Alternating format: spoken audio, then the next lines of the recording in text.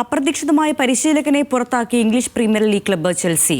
Champions league, FA cup, EFL cup ഉൾപ്പെടെ 4 ടൂർണമെന്റുകളിൽ കിരീട പ്രതീക്ഷയുമായി club മുന്നേറുമ്പോഴാണ് Enzo മരസ്കയുടെ പുറത്താക്കൽ.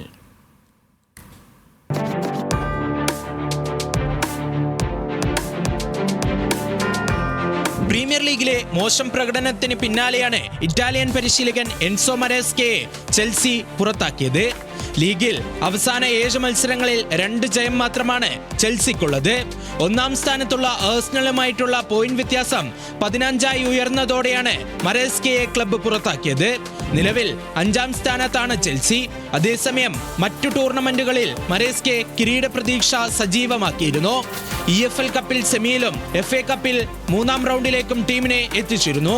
UEFA ചാമ്പ്യൻസ് ലീഗിലും കിരീട പ്രതീക്ഷ സജീവമാക്കിയിട്ടുണ്ട്.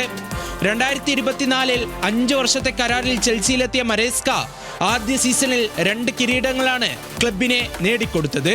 ലോകകപ്പ് മാതൃകയിൽ നടത്തിയ ആദ്യ ക്ലബ് ലോകകപ്പ് ചെൽസിക്ക് നേടാനായതും മരസ്കയുടെ കീഴിലാണ്.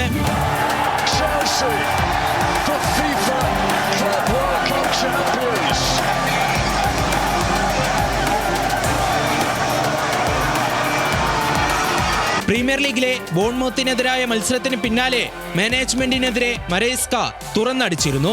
അതേസമയം മികച്ച നേട്ടങ്ങൾക്കായി മാറ്റം അനിവാര്യമാണെന്നാണ് ക്ലബിന്റെ വിശദീകരണം. ക്ലബ് ഉടമകൾ മാറിയെങ്കിലും അബ്രാമോവിച്ചിന്റെ കാലത്തെ പരിശീലകരെ മാറ്റിക്കൊണ്ടിരിക്കുന്ന സ്ഥിരം ശൈലി ചെൽസി മറന്നിട്ടില്ലെന്ന സൂചനയാണ് എൻസോ മരസ്കയുടെ പുറത്താക്കൽ. Sports desk, news Malayalam.